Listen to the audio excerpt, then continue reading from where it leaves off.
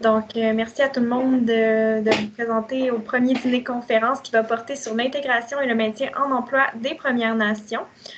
Pour le déroulement, je vous demanderai de fermer vos micros. Ça va éviter qu'il y ait trop de son en même temps pour laisser parler nos intervenants.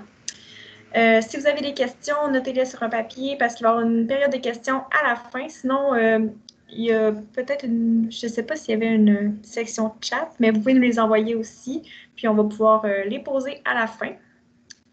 Donc, on va commencer tout de suite avec Madame Wanda Lafontaine, représentante des partenariats en employabilité pour le CDRH-PNQ. Oui, bonjour. C'est ça, comme on vient de dire, je suis représentante des partenariats en employabilité pour la CDRH-PNQ et je travaille en collaboration avec les agents de liaison de la CDRH-PNQ et aussi les agents de développement en emploi. Et aujourd'hui, on va vous présenter le guide de référence pour l'intégration et le maintien en emploi des Premières Nations. Donc, le sujet, c'est intégrer et maintenir en emploi une main-d'œuvre de Premières Nations. Alors, les objectifs de la séance aujourd'hui, c'est de favoriser une utilisation optimale du guide de référence et de savoir utiliser les 6 étapes d'une intégration réussie qu'on vous propose. Mais en premier, je vais juste vous faire un petit tour là, de la structure de la PNQL, qui est l'Assemblée, qui est composée des chefs de 43 communautés des Premières Nations au Québec, puis qui représente un total de 10 nations, là, dont les Wabanaki, les Anishinaabe, les Atikamekw, les Cris, les Huron-Wendat, les Wolastoqiyik, les Mi'kmaq, les Kanien'kehá:ka, Innu et Naskapi. Donc, c'est une structure qui a... Excusez-moi, Madame Lafontaine, on vous demanderait d'éteindre vos micros, s'il vous plaît, afin de... Puis même quand ça monte... Vous voulez que moi j'éteigne mon micro? Non, on voudrait que parce qu'il y a des micros qui sont plus serrés quotidiennement à ça, que je vais peut-être mieux comprendre quand tu me dis des choses comme ça. Marie-Ève? Oui, attendez. J'ai tellement mouché la gorge toute. Fait que...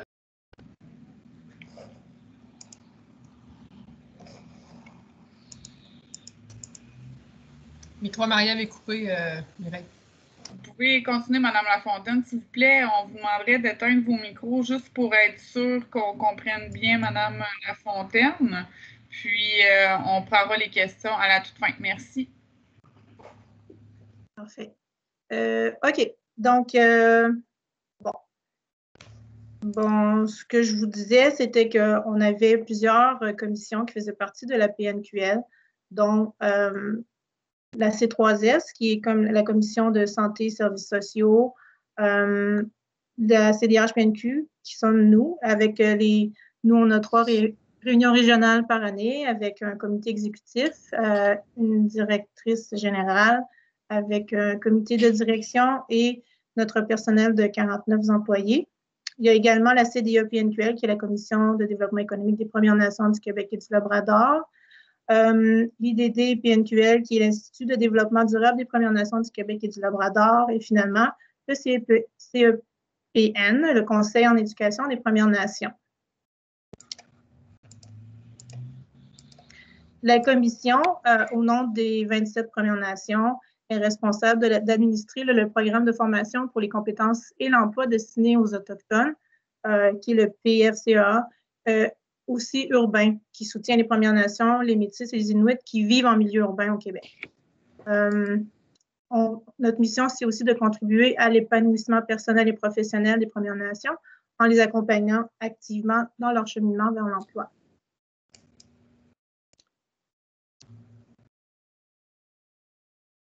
Si on parle un peu du contexte autochtone, les Premières Nations sur le marché du travail ont un taux d'activité inférieur à celui de l'ensemble de la population, puis un taux d'emploi inférieur également à celui de l'ensemble de la population.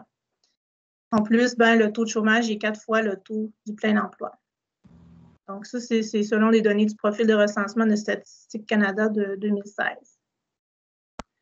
Ce qu'il faut retenir pour mieux comprendre notre culture, c'est que la discrétion, c'est un signe de respect. La modestie, c'est un trait qui est apprécié des Premières Nations. Le rire qui ne constitue pas un manque de respect. Les valeurs familiales qui sont prioritaires, les activités traditionnelles et le rôle des aînés dans la communauté qui sont très importants. Et finalement, que les communautés sont confrontées à des défis socio-économiques uniques. Donc, ça, c'est quelques éléments qu'on peut retenir quand on embauche une Première Nation. Donc, on a également les barrières à l'emploi. Donc, par exemple, les barrières qui sont typiques à l'emploi, comme les barrières systémiques, des barrières systémiques qui s'appliquent au groupe social qui sont représentés puis qui entravent l'égalité et la participation au marché du travail.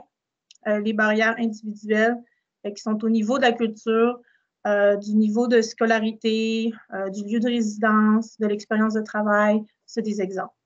Ensuite, on a aussi des barrières culturelles. Donc, par exemple, la discrimination et le racisme, c'est l'élément qui a été identifié comme une des principales barrières à l'emploi des communautés par les personnes de Première Nation. Et puis, il y a aussi l'interprétation erronée de traits culturels. Je vous parlais tantôt de se souvenir que la modestie, c'est parce que c'est une vertu qui est valorisée dans les cultures autochtones, puis qui pourrait peut-être être mal interprétée comme un manque d'ambition par des personnes qui ne connaissent pas ce trait culturel. Finalement, on a aussi des stratégies d'intégration inadéquates. Donc, par exemple, les populations immigrantes puis les populations des Premières Nations ont besoin de stratégies d'intégration différentes. Donc, ça ne fonctionnera pas si on utilise une stratégie pour des populations immigrantes sur des populations qui sont de Premières Nations. Ensuite, on a des barrières qui sont liées aux compétences. Par exemple, le manque d'accès équitable aux formations, parce que sur communauté, les formations ne sont pas les mêmes que celles qui peuvent se donner à l'extérieur des communautés. Il y a le manque d'investissement historique en éducation, un niveau de formation qui est exigé par l'industrie qui est peut-être plus élevé que la moyenne sur communauté. Finalement, il y a les barrières techniques. Donc, par exemple, capacité limitée de déplacement. Il y a plusieurs personnes qui n'ont pas de permis de conduire sur les communautés ou qui ne possèdent pas de véhicule. Et puis, finalement, la capacité linguistique.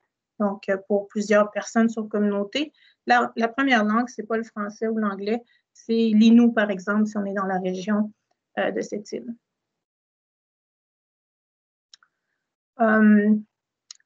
Pour les avantages de la diversité, il y a plusieurs études qui démontrent qu'une main-d'œuvre diversifiée et une culture d'entreprise inclusive, ça améliore l'innovation dans l'entreprise, la souplesse, la productivité, l'engagement du personnel puis l'attraction des talents.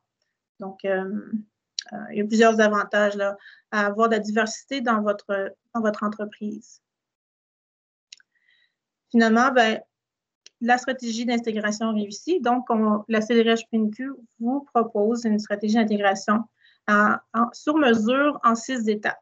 Donc, la première étape de recrutement, la deuxième de préparation à l'accueil, la troisième d'accueil, la quatrième d'intégration, la cinquième de suivi et la sixième de maintien en emploi. Oups. Donc, mais la première chose qui est importante, c'est l'engagement de la haute direction qui est essentiel. Donc, quand la haute direction est engagée, la prise de décision est facilitée pour l'investissement qui est requis au développement d'une stratégie d'intégration. Engagement vertical dans l'organisation, donc si la haute direction est engagée, ça découle dans tous les autres niveaux de l'organisation. Et puis, ça assure aussi la pérennité du projet. Pour la première étape d'une stratégie d'intégration qu'on vous propose, c'est l'étape de recrutement. Donc, on vous propose d'avoir des mesures de recrutement qui sont culturellement adaptées puis qui assurent une réponse de la population de Première Nation. Par exemple, on avait un projet avec les fermes boréales qui font partie de l'IMEL. Donc, si vous regardez en bas, où est-ce que c'est bleu, c'était l'annonce qu'ils font normalement partout au Québec.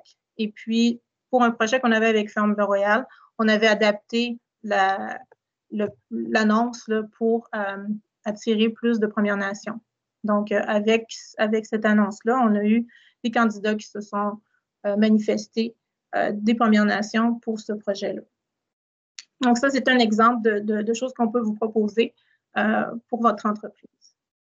Ce que vous pouvez faire aussi, par contre, c'est de vous engager auprès de la communauté locale ou de participer aux projets communautaires et de fournir les détails de vos activités de recrutement aux organisations de la communauté comme pour cette île Seatoum et puis aussi le CCF de cette île.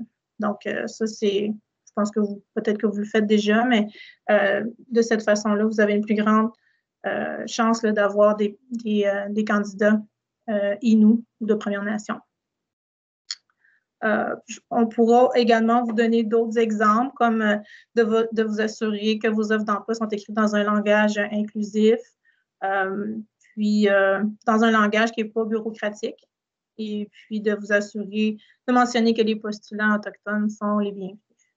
Donc, il y a d'autres conseils et bonnes pratiques dans le guide que vous pourrez consulter qui est en ligne, en fait, ou que vous pourriez également avoir en version papier.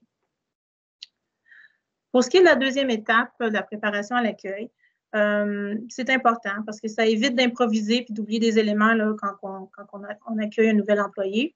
Et puis, ça transmet aussi le message que la place de l'employé est importante au sein de l'entreprise. Donc, ce qu'on propose, des exemples que je peux vous donner maintenant, c'est de communiquer la venue du nouvel employé au personnel en place, de présenter cette personne et de leur indiquer le poste qu'il va occuper, de faire appel à la collaboration des autres employés et d'assigner un parrain-marraine ou de faire un jumelage là, avec une personne qui va accompagner le candidat de Première Nation. Et de mesurer la satisfaction du nouvel employé, du supérieur immédiat et des dirigeants face à la stratégie d'intégration pour s'assurer que la valeur, que ça apporte une valeur ajoutée là, à cette stratégie. Pour ce qui est de l'étape 3, l'étape d'accueil,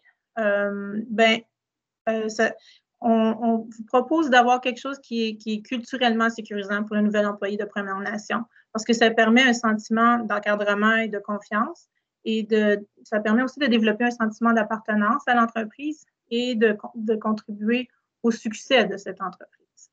Donc, on vous propose de veiller à ce qu'une personne, de préférence le supérieur immédiat de l'employé, que cette personne-là se charge de l'accueillir à son arrivée, d'organiser une visite du site ou des locaux, d'expliquer l'historique, l'organisation et les projets de votre entreprise, de rencontrer les responsables des ressources humaines pour des formalités salariales. C'est le type de choses qu'on peut vous proposer quand vous voulez intégrer une personne de Première Nation. Si on passe à l'étape 4 de la stratégie d'intégration, c'est l'intégration. Donc, l'accompagnement de l'employé, ça permet une entrée en poste puis une intégration rapide au milieu de travail. Et puis, normalement, ça va reposer sur la formation, l'adaptation puis le suivi. Puis, également, il faut considérer le mode d'apprentissage de chaque personne. Donc, on parle de ça parce que l'apprentissage est différent, est holistique, en fait, pour les Premières Nations. Donc, ça sollicite, ça développe tous les aspects de l'individu, émotionnel, physique, spirituel, intellectuel et de sa communauté.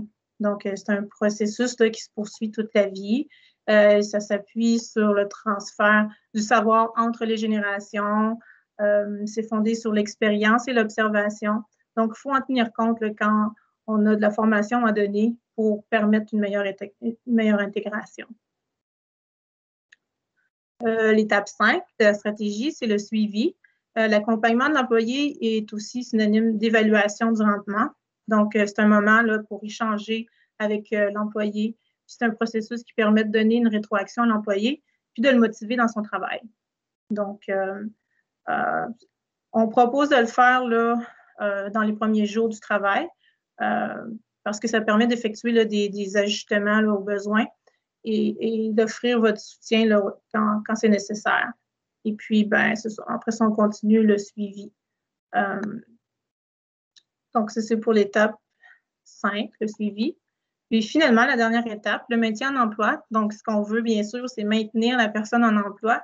Ce qui est souhaitable pour les entreprises, c'est de renforcer l'efficacité de la gestion de leurs ressources humaines, puis d'aplanir les barrières culturelles auxquelles font face les citoyens des Premières Nations. Donc, pour prévoir et planifier l'intégration du nouvel emploi, ben, on peut premièrement préciser clairement et dès l'embauche les attentes de l'employeur à l'égard du travail. Je pense que ça arrive souvent. Là, les gens commencent à travailler, puis c'est pas vraiment clair c'est quoi les attentes. Donc, là, à ce moment-là, ça arrive souvent que la personne ne peut pas rester parce que c'était pas clair au début. Puis, il faut également préciser les conditions de travail. Si vous pouvez offrir un programme de mentorat, c'est quelque chose qui va assurer un succès et de s'assurer également d'avoir une personne ressource qui est soit autochtone ou culturellement compétente. Donc, puis que cette personne-là soit disponible pour vos employés autochtones. Vous pouvez également, en collaboration avec une organisation autochtone, développer et déployer un programme de formation holistique qui répond aux besoins des employés de Premières Nations. Ça, c'est quelque chose qui est possible. On a le CREA aussi, là, le CREA de Uashat Macmahon-Utenam dans la région de Sept-Îles, qui peut également développer des programmes de formation. Et vous pouvez informer vos employés des possibilités de certification ou de diplomation et mettre en œuvre des outils concrets ben, ça, c'est pour l'autre partie, là, les outils concrets de prévention de harcèlement psychologique, là, parce que souvent, c'est ce qu'on dit, que les personnes vivent de la discrimination ou du racisme. Donc, si vous avez déjà une politique au travail, il y a plusieurs entreprises qui ont déjà, si vous avez déjà une politique, ça aide et de s'assurer de la suivre. Vous pouvez également offrir des sessions de formation de sensibilisation sur les mythes et les réalités autochtones à tous les niveaux de votre entreprise, soit la haute direction, les superviseurs et les employés. Et ben, si vous pouvez tenir compte de la semaine culturelle ou des semaines culturelles des communautés dans votre calendrier de travail, ça aussi, ça peut beaucoup aider à maintenir en emploi des employés qui sont de Premières Nations. Donc, on aurait fait le tour de la stratégie d'intégration en 6 étapes. Maintenant, la CDRH-PNQ croit vraiment que la population active des Premières Nations, c'est un levier pour la prospérité du Québec et de ses régions et que pour une chance équitable d'intégration et de maintien en emploi, ben, ces besoins doivent être pris en considération. On travaille avec la stratégie ministérielle d'intégration professionnelle des Premières Nations des Inuits du MTS qui a été élaborée en collaboration avec des organismes autochtones tels que la CDRH-PNQ. Et puis, ben, cette stratégie-là, ben, c'est un pas là, qui est pris vers une décolonisation des systèmes gouvernementaux, puis une meilleure connaissance des Premières Nations. Puis, c'est aussi un pas vers des actions gouvernementales qui sont non morcelées et pérennes. Donc, on continue dans ce travail-là, de cette façon-là, et puis on espère qu'on va avoir beaucoup de Premières Nations qui seront sur le marché du travail. Donc, j'aurais terminé. Si vous voulez, le guide est disponible en ligne sur le site web de la CDRH-PNQ à l'adresse suivante. Et puis, on voulait également... on va pouvoir l'envoyer à tout le monde et envoyer le lien aussi. Juste une petite question, étant donné qu'on a la question dans le chat, là, vous avez parlé du CREA à Sept-Îles. Madame Bacon a dit « Organisme, nous sommes l'équivalent de ce qui se fait à Sept-Îles ». Madame Bacon, je sais que vous allez avoir un droit de parole tout à l'heure, mais est-ce qu'on a une organisation similaire au CREA dans la région ici? Présentement, on est chapeauté par la commission scolaire de l'Estuaire en ce qui concerne les formations, mais on s'enligne vers être autonome. Nous autres aussi, c'est le lot de toutes les communautés qui veulent devenir autonomes.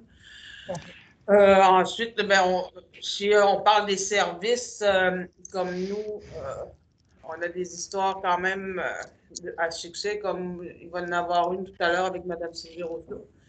Mais nous, présentement, on travaille aussi avec Tadoussac, qui veulent intégrer ils veulent en prendre, au moins à date, c'est un minimum de 20 personnes qui vont intégrer les emplois à Tadoussac durant la période estivale. On a fait des visites d'entreprise. On s'assure que les gens soient, qu'ils aient l'estime de soi, toutes les affaires un peu comme Wanda a nommé, mais c'est uniquement nous qui le faisons. Là, on est après, ça va être avec les employeurs qu'on va travailler. On débute demain. On travaille en aval ou en amont, je ne me souviens plus trop c'est quel terme. Là. Mais on travaille avant que les gens soient intégrés en emploi. Puis les employeurs sont très, très enclins aussi à faire les choses que Wanda a nommées tout à l'heure. Ça fait quand même un an, mais avec la COVID, tout a été mis sur pause. Parfait. Merci beaucoup, Mme Bacon. Marie-Ève, tu peux continuer avec la suite, puis on va revenir à Mme Bacon tout à l'heure. Oui, pas de problème. Donc là, je vais laisser la parole à Mme Maude Roussel, directrice aux opérations à l'Hôtel Le Manoir. Bonjour. Donc, dans le fond, moi, aujourd'hui, je vais vous parler un petit peu de mon expérience. J'ai engagé cet été, en fait, au début juillet, Mme Sylvie Tremblay-Rousselot, qui est une Inou, qui habite Bécomo, mais qui est originaire de Pessamit. Donc, le programme, moi, j'étais pas du tout au courant. En fait, c'est elle qui m'en a parlé, puis qui m'a mis en lien, dans le fond, avec Mme Paquette, que je connaissais déjà. Donc, c'est comme ça que j'en ai entendu parler, mais tout ce que Mme Wanda vient de parler au niveau de l'intégration et tout ça, nous, on le fait déjà même avec d'autres employés qui ne sont pas Inou. Donc, mais j'aurais quand même aimé avoir ce document-là. Je trouve que c'est vraiment pertinent et très complet. Puis au niveau, dans le fond, de l'intégration, ça a super bien été. Je n'ai pas eu aucune discrimination, rien de la part des autres employés. Ça a vraiment bien été de ce côté-là. On a un suivi régulier qui est fait avec Mme Paquette. Ça va très bien aussi, c'est clair. On procède par courriel. Aussi, avec Immersion Service Conseil, il y a M. Jonathan Ferrero qui vient nous rencontrer régulièrement. Là. Cet été, on s'est vu à peu près aux 3 semaines pour voir comment ça se passait, le déroulement. Fait que parlait à Sylvie, puis il me parlait à moi, puis pour faire un suivi, là, vraiment, comment ça se passait. On est vraiment supporté. Comme je disais tantôt, par Immersion Service Conseil et le Centre local d'emploi. Puis en vrai, c'est ça a vraiment bien été, assez bien intégré avec les autres employés de l'hôtel. Elle a eu une formation de quelques jours. Nous, il faut dire que ça a vraiment été vite cette année. On ne s'attendait pas à être complet comme ça tout l'été. On a parti de près 10 % de taux d'occupation, puis on a monté à 100 % de taux d'occupation dans l'espace de quelques jours. Puis ça a duré comme ça jusqu'à la mi-septembre. Donc, il a fallu apprendre vraiment rapidement, mais ça a vraiment bien été de son côté. Elle fait preuve d'initiative, puis même les autres employés viennent me dire, bien, elle fait du beau travail, puis quand elle passe, là, tu sais, on sait que c'est elle qui a passé, puis c'est propre, puis parce que dans le fond, Sylvie est préposée aux chambres, mais aussi, si, mettons, j'ai moins de chambres, elle s'occupe de l'entretien de l'hôtel en général. Fait que de ce côté-là, ça a super bien été. C'est sûr qu'ils ont leur réalité aussi, comme Mme Wanda disait tantôt, Sylvie n'a pas de voiture, donc même si elle avait un horaire qui débutait à 8h30 le matin, rarement elle était là à 8h30 le matin, mais là c'était vraiment question fallait qu'elle aille mener son jeune garçon à la bande estivale, puis, bon, attendre le transport en commun, mais, tu sais, on était capable de s'adapter, fait qu'elle finissait un petit peu plus tard, fait que, tu sais, ça a quand même bien été. Puis là, avec le début des classes, bien, c'est encore mieux, là. Donc, tu sais, son garçon va à l'école à tous les jours, donc c'est plus facilitant pour tout le monde, là. sais pas s'il y en a qui avaient des questions. Ou, On va garder les questions pour la fin, pour la période de questions. OK. Donc, je vais laisser la parole à Mme Nathalie Paquette, agente d'aide socio-économique aux entreprises et agente de qualification professionnelle pour le Centre dans l'emploi de Baie-Comeau.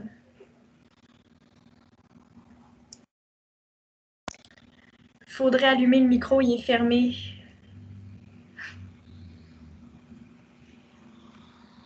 Je reprends. Bonjour tout le monde. Je suis contente d'entendre le témoignage de Maude parce que oui, c'est vrai que c'est un succès. Parfois, ça peut paraître difficile, mais quand on met les choses en place et qu'on s'assure des suivis, la subvention salariale, c'est quelque chose, c'est un programme, c'est une aide qui est bénéfique autant pour l'employeur que pour l'employé. Je fais un lien aussi avec ce que Mme Lafontaine disait par rapport à sa stratégie d'intégration. C'est sensiblement la même chose qu'on fait en subvention salariale, c'est-à-dire qu'on s'assure des suivis, on s'assure que les personnes en place, qu'on répond à un besoin. Puis, pour vous dire aussi, la subvention salariale, c'est quoi? Bien, c'est une aide financière aux entreprises qui souhaitent embaucher des personnes qui ont, pour différentes raisons, des difficultés d'intégration au travail. Ça peut être aussi un manque d'expérience du marché du travail, quelqu'un qui a été éloigné très longtemps du marché du travail, qui désire se réinsérer, qui va avoir une expérience profitable et transférable. L'objectif, c'est toujours d'intégrer la personne et de lui faire, de le mettre dans un emploi qui est durable, autant que possible. Donc, c'est pour qui? C'est pour les individus qui sont sans emploi, qui ont de la difficulté qui ont besoin d'un petit coup de pouce, en fait. Ça peut être une personne qui est autochtone. Pour ces personnes-là, on a une subvention salariale qui s'appelle le PAI-PNI, Programme d'aide et d'intégration aux Premières Nations Innu. Cette subvention salariale-là, comparativement à celles qui sont déjà en place, c'est qu'elle est bonifiée en temps et en pourcentage. C'est-à-dire qu'on va y aller de façon plus généreuse sur le pourcentage qu'on va accorder.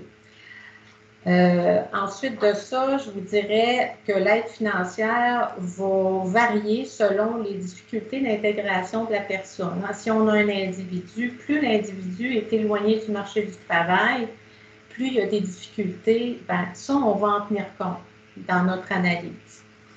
On va aussi cibler ses besoins en accompagnement. Si la personne a besoin d'une formation ponctuelle, a besoin d'une formation comme par exemple en francisation, si elle a besoin de soutien, d'accompagnement, on va y aller aussi avec ça. On va aussi évaluer la nature du poste. Si on est en subvention salariale et que le poste amène quelques difficultés, on va considérer la chose aussi. Donc, la durée et le montant, c'est toujours à déterminer selon des critères qui sont établis par Emploi Québec. Je vous dirais pour les personnes admissibles. Bon, les personnes admissibles, il faut être d'abord sans emploi. Et pour vérifier son admissibilité, il faut que l'individu se présente ou contacte une agente d'aide à l'emploi au centre local d'emploi.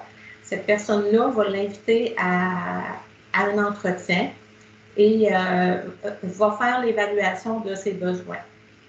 À la suite de ça, la personne va recevoir une lettre d'admissibilité qu'elle va pouvoir présenter à l'employeur et dire, voilà, moi, je peux bénéficier d'une subvention salariale. Alors, c'est un incitatif à l'embauche, puis ça permet aussi à l'employeur de bénéficier d'une aide financière qui va permettre de couvrir une partie ou la totalité du salaire, dépendamment là, des critères d'évaluation qui auront été établis. Pour bénéficier du soutien et de l'accompagnement d'Emploi Québec en cours et de permettre de favoriser les conditions gagnantes. Ça, c'est les avantages que l'employeur a à être en subvention salariale avec nous. Parce que nous, tout le long de la subvention salariale, on va venir appuyer, on va venir accompagner et l'individu et l'employeur. Et si on voit qu'il y a des difficultés quelconques, on est capable d'intervenir. Comme Maud disait tout à l'heure, on a des suivis réguliers, on est capable de dire, bon, ben écoute, il y a peut-être, on est capable de voir venir les choses et de dire, ben écoute, on va intervenir, on peut faire appel à une ressource externe comme Immersion Service Conseil qui nous aide là, la plupart du temps dans nos subventions salariales, là, qui peut être une aide très, très précieuse. Alors, les avantages, bien écoutez, les avantages, c'est une diversité de main-d'œuvre, c'est la valorisation d'avoir des personnes comme ça qui peuvent nous apporter un plus dans l'entreprise. Au niveau de l'entreprise, c'est de bénéficier d'une aide financière aussi. Donc, ça se résume un peu à ça.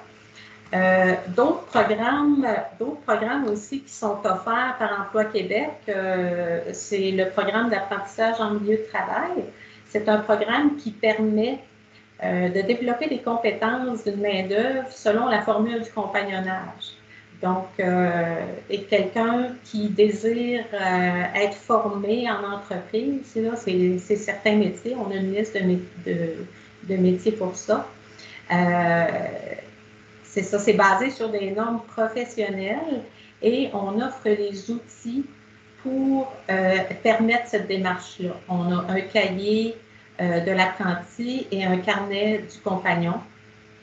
Alors, durant un temps déterminé, ces personnes-là vont être en démarche avec ces outils-là. Et à la fin de cette démarche-là, ça permet de qualifier l'apprenti dans le métier. Je vous donne un exemple. Récemment, on a qualifié un boucher à la boucherie des Trois Petits Cochons. On a qualifié une esthéticienne l'an passé chez Jouvent.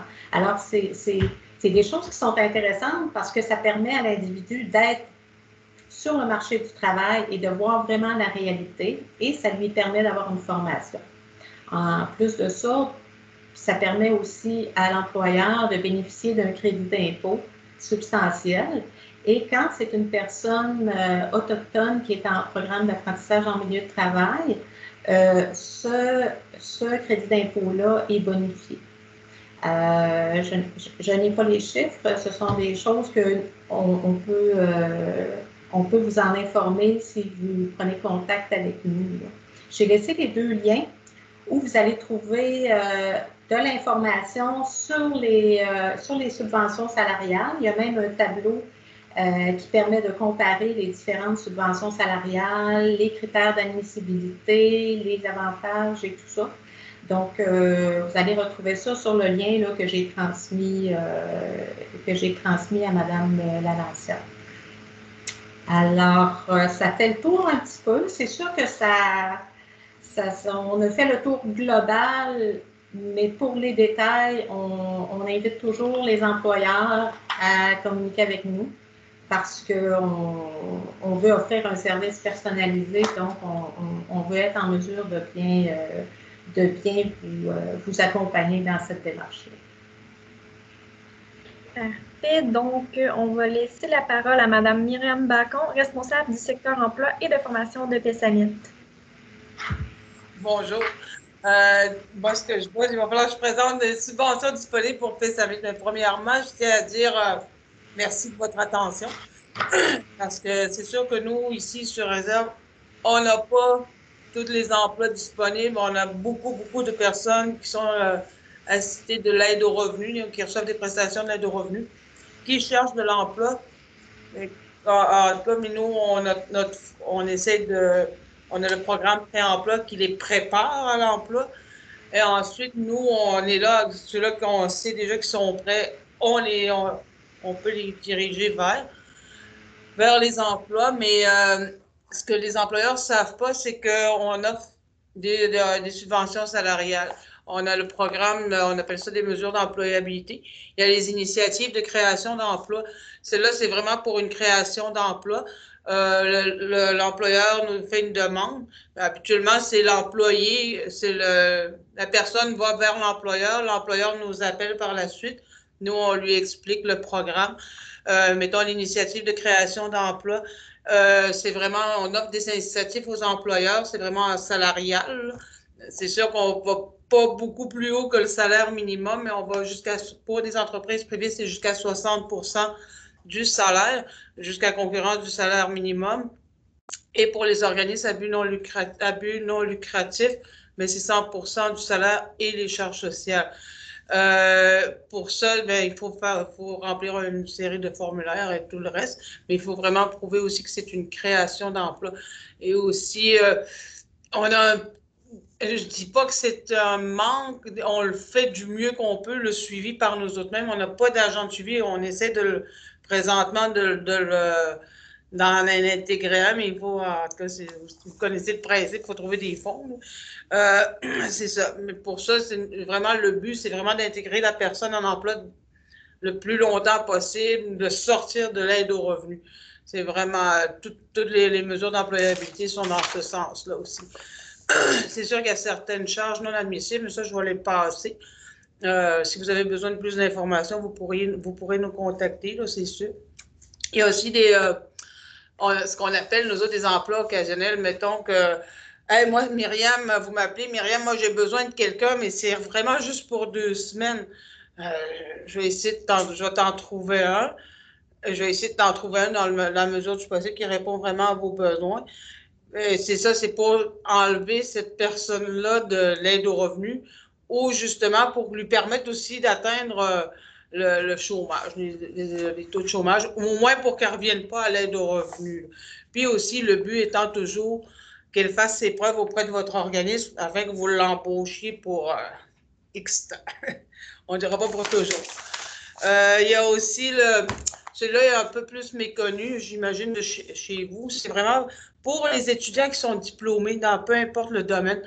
L'étudiant vient, le finissant vient chez nous, j'ai terminé mon diplôme, est-ce que tu peux m'aider? Là, nous autres, on le sait, on lui dit, tu peux aller vers ci, vers cette. Ici, comme je vous le dis, sur réserve, on n'a pas beaucoup d'emplois. Puis même si on le dirige, des fois, à l'extérieur, les gens sont très frileux à aller vers les entreprises extérieures. Ils ne savent pas du tout comment ils vont être accueillis. Il y a aussi le problème du transport, bien entendu. Celui-là aussi, aux entreprises privées, c'est 60% du salaire. Aux organismes à but non lucratif, c'est toujours le 100% plus les charges sociales.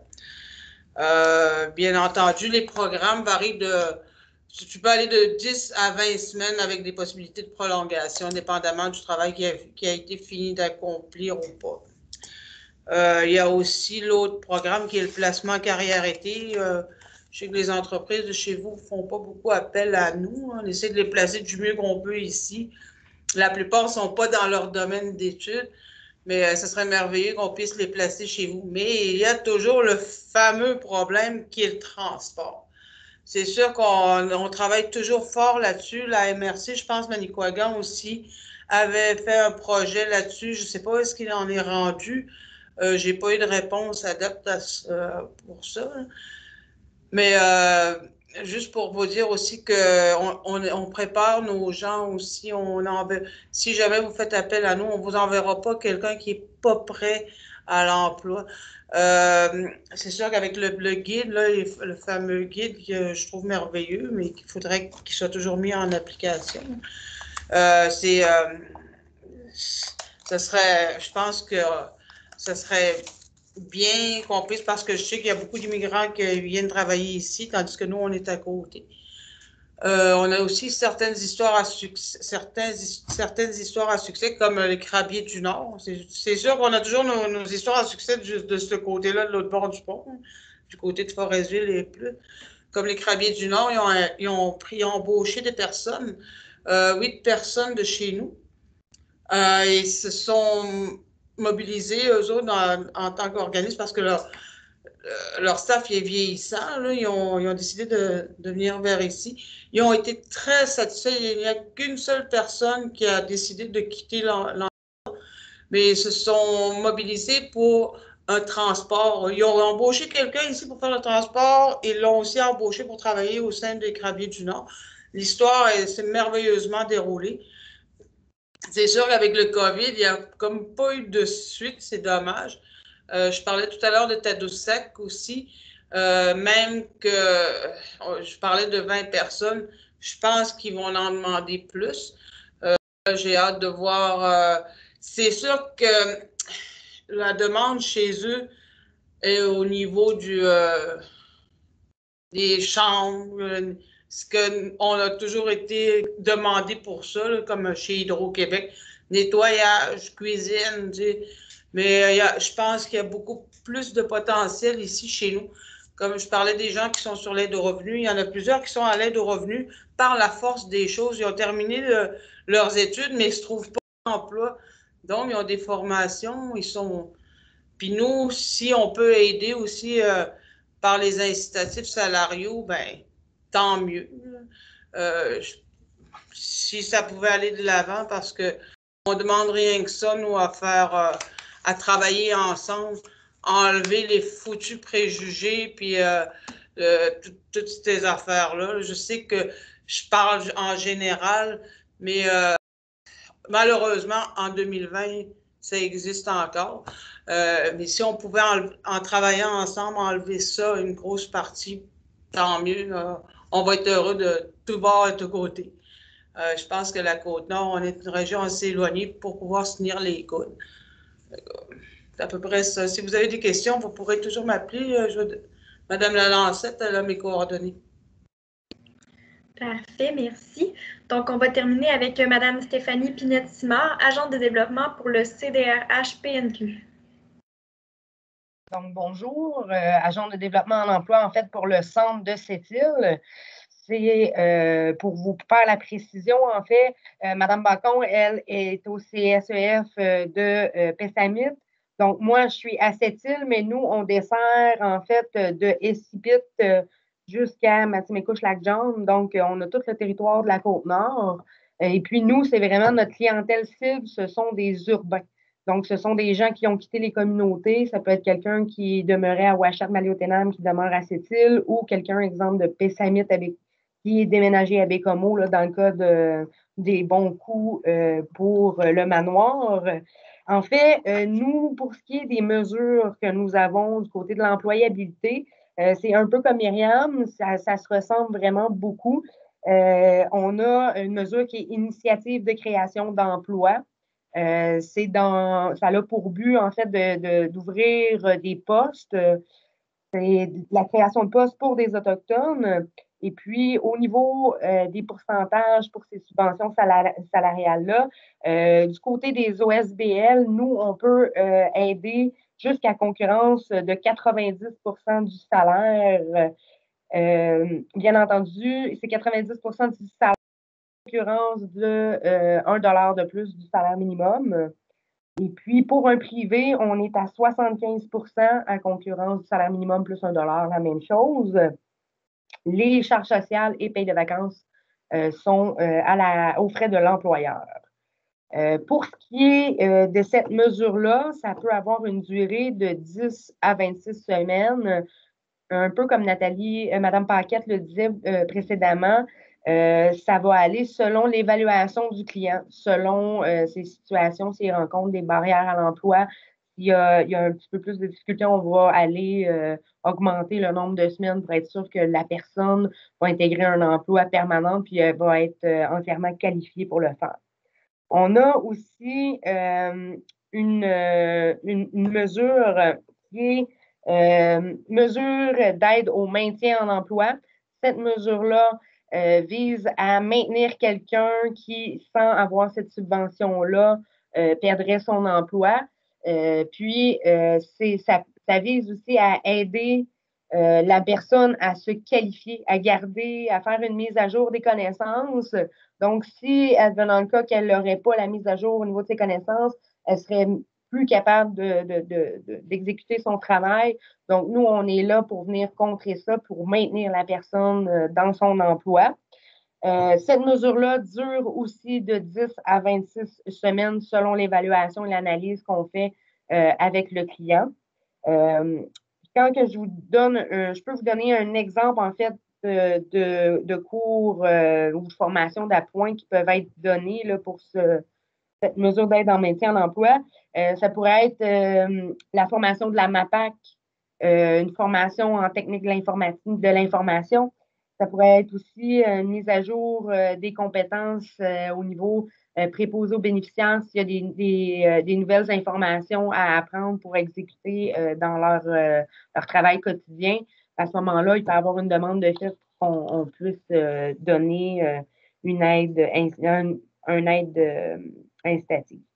Il y a aussi, du côté de l'employabilité, une mesure qui est une mesure estivale pour les étudiants. Donc, nous, les étudiants doivent avoir l'âge minimum de 15 ans pour pouvoir participer à ces programmes-là.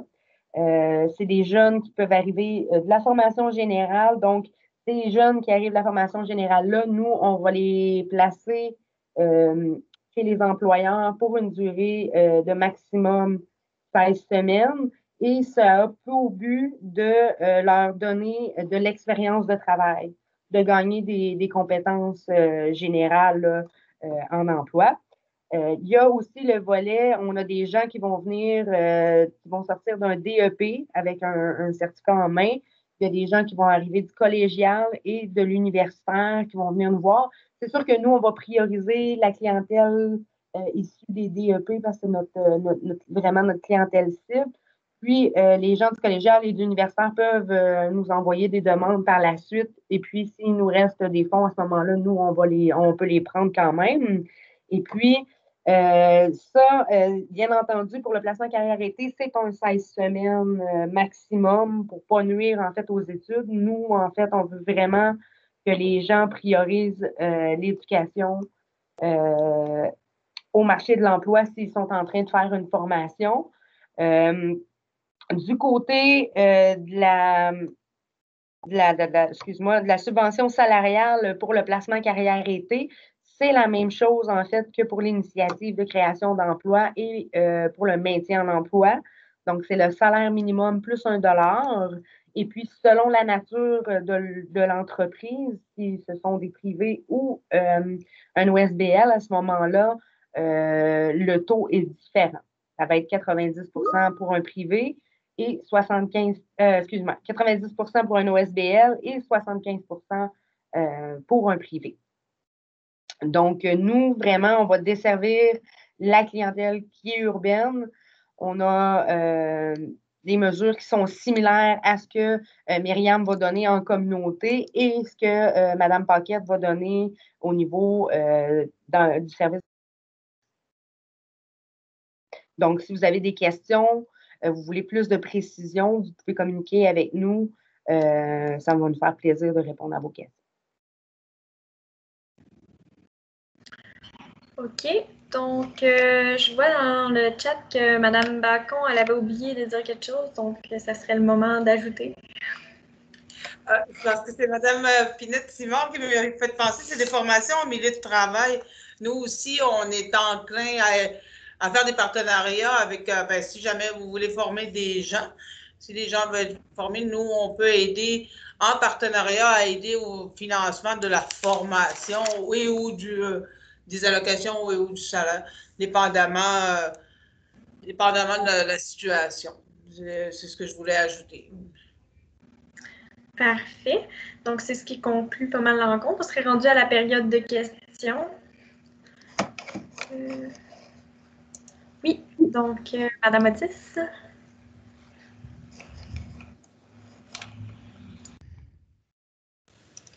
Bon, excusez, mon micro ne voulait pas démuter. Je voulais savoir. Karine, tu as muté ton micro.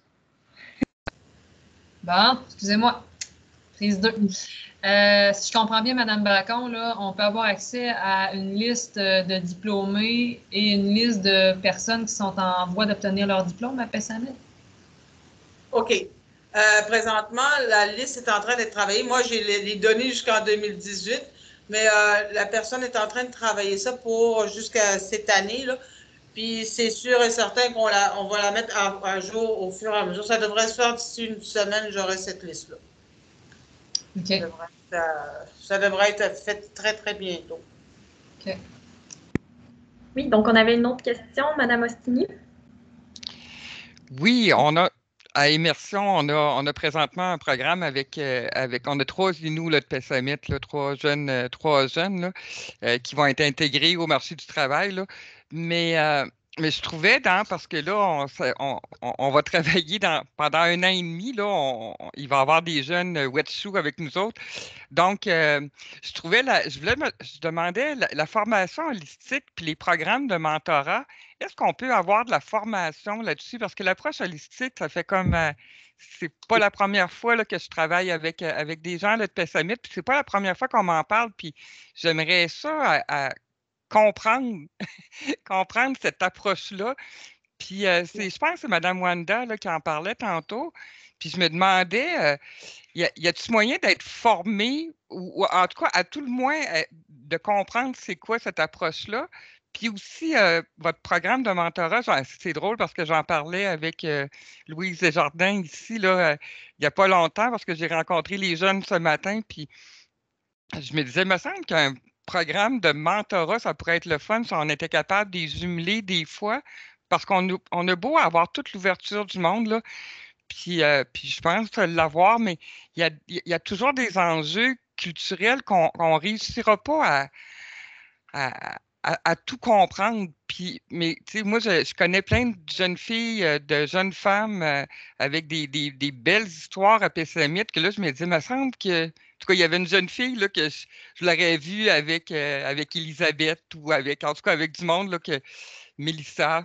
Moi, je voyais du mentorat qui pourrait se faire, tu sais, pour pas qu'on les perde. Nous autres, on les a pendant 21 semaines. Puis notre approche n'est peut-être pas tout le temps adéquate. Il faut qu'on l'améliore tout le temps. Mais si on pouvait avoir quelqu'un là, dans la communauté qui est capable de la supporter, qui peut être un modèle, ça pourrait être intéressant. Là, en tout cas, bref, holistique et programme de mentorat, j'aimerais avoir plus d'informations. Puis,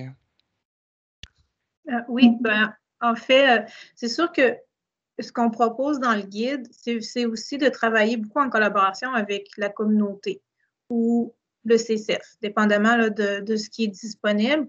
Myriam disait qu'ils n'ont pas d'agent de suivi en ce moment, qu'ils aimeraient ça en avoir un, mais on en a peut-être un à Sept-Îles, par exemple, au CCF de Sept-Îles, qui pourrait accompagner vos candidates. Là, ce serait une façon peut-être de travailler. Pour ce qui est de une formation sur le holistique, ça, à ce moment-là, on pourrait regarder avec le CREA.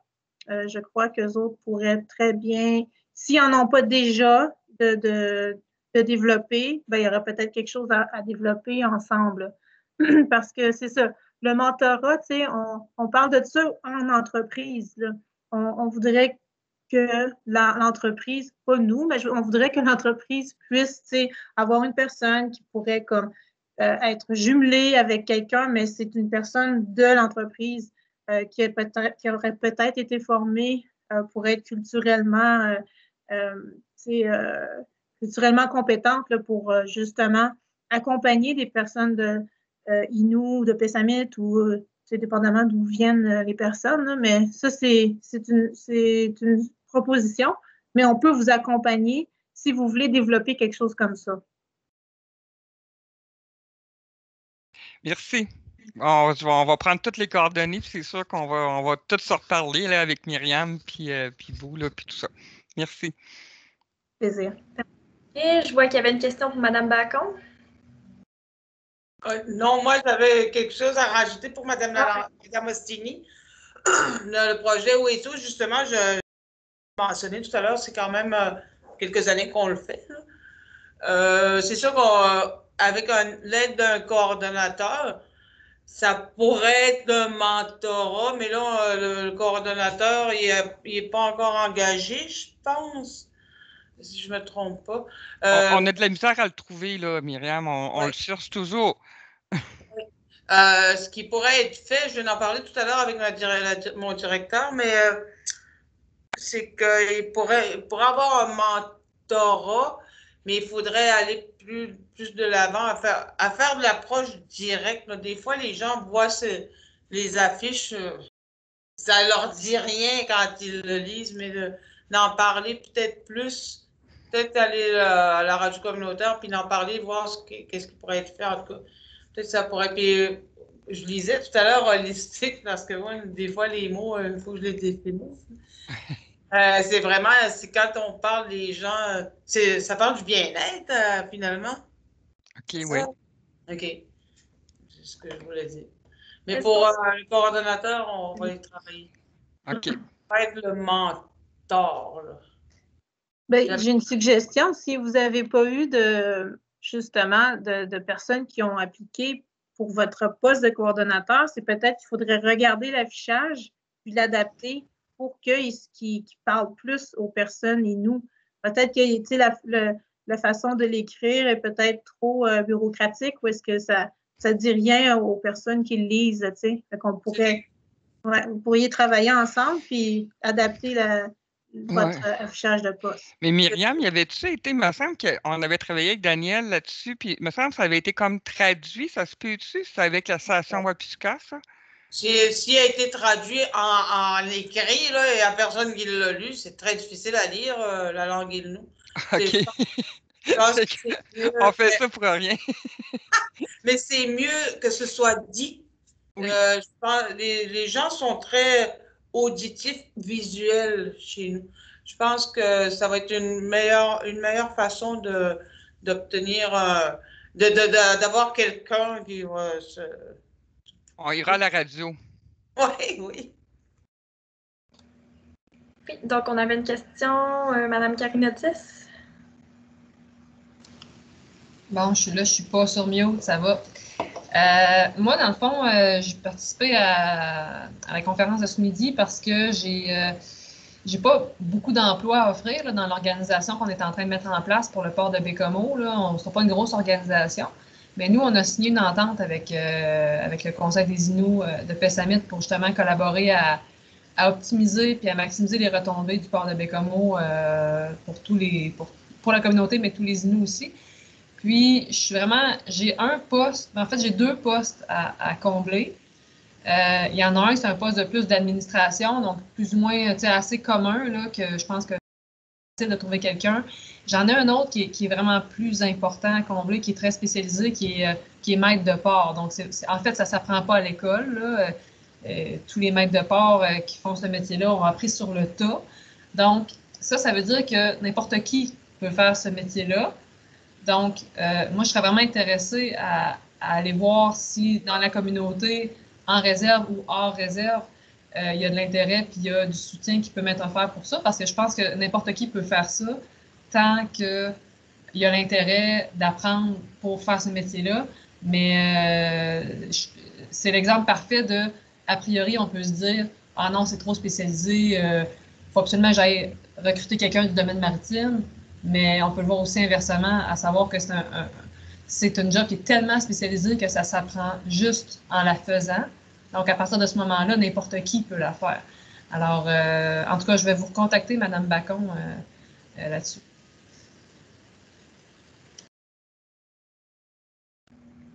Mireille, tu voulais ajouter quelque chose? Oui, moi j'ai trouvé ça super intéressant aujourd'hui. Ça fait longtemps qu'on veut la faire, cette conférence-là, là, avec Mme Fontaine. On va travailler. Je pense que moi, j'ai trouvé ça, j'ai appris beaucoup aujourd'hui, puis on va marteler là, les messages, puis on a pris le temps aussi de l'enregistrer pour vous écouter, parce que c'est le fun d'avoir vraiment des gens de la communauté expliquer un peu la réalité, puis qu'est-ce qui est en place aussi pour les organisations. Madame Bacon, je vous entends parler de Tadoussac, de Forestville et autres, là, les Crabiers du Nord, qu'est-ce qui bloque, selon vous, du côté de la Manicouagan pour peut-être développer ce sentiment d'appartenance-là entre la communauté pour que les entreprises adhèrent à embaucher des personnes de la communauté? Franchement, je sais pas, mais je veux pas le dire. Non, c'est pas vrai. Non, mais clairement, je pense que on a déjà eu quelques rencontres avec la Chambre de commerce ici à Pessamit. C'était monsieur, je me souviens plus de son nom, c'est celui qui est à Sport Expert, là, qui est. Jean-François Gauthier. Oui, il était là. Puis on discutait souvent, c'était souvent le problème, était le transport, souvent. Oui. C'est parce que on a eu quand on a fait une formation une fois classe 1, transport par camion, classe 1. Il y a des gens qui ont trouvé de l'emploi, oui, mais ils les appelaient à la dernière minute. Hey, il faut que tu sois ici dans 15 minutes. Ils n'ont pas des jets, là. On est quand même à 30 à 45 minutes, dépendamment du trafic. Je pense que la réalité, ils ne voient pas vraiment la réalité de. Je sais pas, on a parlé d'adaptation d'horaire, mais ça n'a pas été plus loin parce qu'on avait demandé pour un agent de liaison, ça avait bloqué là. Ensuite, il y a l'agent de liaison présentement, Mme Fontaine, justement faire le lien. Maintenant, il parle d'agent de liaison pour chaque CCF. Là, on va voir où est-ce que ça va mener. C'est sûr que ça prend quelqu'un qui fait le lien, par exemple. Non seulement moi, j'ai mes tâches, j'ai d'autres tâches, là, je fais des lectures, j'essaie d'être partout en même temps, mais des fois, ça ne marche pas. Là. Mais je pense que principalement, c'est le transport, le problème. Puis je pense que c'est la méconnaissance de nos capacités, peut-être. J'irais peut-être jusque-là, mais je ne vais pas trop m'avancer. Mais il faut se faire connaître, je crois, c'est ça c'est vraiment. On va travailler là-dessus, bien sûr. Hein. Merci beaucoup, mesdames, parce qu'on est vraiment mesdames, on est pratiquement seulement que des dames ce midi autour. Je pense, Sylvie, tu avais une question aussi avant de terminer. Oui, une dernière, c'est même pas une question, c'est, j'étais en train de penser à vous autres, puis je pensais, il y a une table de rétention, attraction de main-d'œuvre qui est en train de se mettre sur pied, là, qui a eu des premières rencontres. Ça serait vraiment intéressant que le bureau d'emploi de Pessamit, Myriam, puis peut-être Daniel, mais en tout cas on va vous inviter, ça c'est sûr, là, puisque je fais partie de la table. Là. On va vous inviter parce qu'il faut, pour être capable de travailler ensemble, il faut vraiment qu'on le fasse ensemble, là. Puis que vous soyez présents sur cette table-là parce que vous allez pouvoir apporter des solutions. Tu parlais du transport tantôt avec Idée Manicouagan, ça fait longtemps qu'on en parle avec la MRC. Parce qu'il y a Pessamit, là, mais il y a tout le secteur 5-6-7, j'en fais partie, à Pointe-aux-Stades, moi aussi. Puis tout ce secteur-là, il y a des gens qui veulent travailler, mais le problème est toujours le transport, que ce soit durant l'été, dans le tourisme ou l'agroalimentaire. Fait qu'il faut qu'on trouve une solution. Moi, pour mes jeunes qui viennent de Pessamit, il y a un monsieur qui vient les porter à l'école, qui vient les porter à Bécomo là, tous les matins. Je lui paye son gaz, puis je le paye lui un petit peu, là, puis de Pessamit. Mais tu sais, il y a moyen, il y en a peut-être plus que ça. Il peut y avoir un minibus, mais tu sais, il faut être proactif là-dedans parce que ça va toujours bloquer le développement, là, puis de l'emploi là, pour ces gens-là. Fait qu'on va vous inviter. Je ne sais pas si on a le temps d'une dernière question, mais je vois Mme Réna Savoie-Jourdain me lever. Oui, est-ce que vous m'entendez? Le mute est enlevé? Oui. OK. Écoutez, là, ma collègue est venue me rejoindre parce qu'on était toutes les deux, chacune dans notre bureau, puis on se dit, oh, attends un peu, il y a de quoi, là, je pense, qui peut être intéressant pour nous, pour Tourisme et Croisière Bécomo, mais également pour la communauté de Pessamit ou ailleurs, en tout cas. Parce que nous, on pense à engager quelqu'un, mais là, ça pourrait se faire très bien en télétravail. Est-ce que c'est quelque chose qui, pour vous, ça correspond à vos habiletés de travailler par télétravail? Ça devrait pour nous en télétravail. Puis ça concerne vraiment les sites web, la gestion des médias sociaux, tout ce qui gravite autour de ça. Est-ce que c'est quelque chose qui répond à l'une de vous trois, là? Est-ce que ça vous parle? Moi, oui, ça me parle, mais vous parlez de quelqu'un. S'il y aurait du monde qui pourrait, de Pessamit qui... Oui, absolument. Les multimédias, maintenant, ben, comme on le sait tous, les enfants naissent quasiment avec un cellulaire dans les mains. De plus en plus, ça s'enligne vers ça. Je crois que si on grattait un peu quelque part, c'est sûr qu'il y aurait quelqu'un qui pourrait travailler dans le domaine. Alors, pour la suite, est-ce que je contacte Mireille ou si Myriam, on échange nos téléphones? Ce qu'on va faire, c'est qu'on va vous envoyer la présentation de ce midi, le guide d'intégration et l'ensemble des coordonnées. On va vous envoyer les courriels de chacun des intervenants ce midi. Donc, vous pourrez par la suite là, communiquer avec eux là, pour plus d'informations ou encore établir des beaux liens ensemble. Parfait. Est-ce qu'il y a d'autres questions? On a pas mal fait le tour des questions. Ça semble être complet. Donc, merci à tout le monde pour votre participation, à nos intervenants, nos participants et aux délices de l'artisan. Puis, en espérant vous voir dans une prochaine activité. Bonne journée. La prochaine activité qui est quoi, Marie-Ève? C'est un autre dîner-conférence sur les pratiques éco-responsables en entreprise. Donc, c'est la semaine prochaine, mardi prochain, c'est l'heure du midi. C'est livraison de dîner, cette fois-ci, avec le Manoir du Café. Donc, pour ceux qui ont eu un dîner, c'est ça, Mme Bacon, vous êtes loin un peu, on ne peut pas vous livrer votre dîner. Mais pour ceux, j'espère que vous avez apprécié. On essaie cette nouvelle formule-là de dîner-conférence livrée à la maison ou au bureau. Donc, on vous remercie beaucoup de votre participation. Puis on se voit peut-être la semaine prochaine. Merci.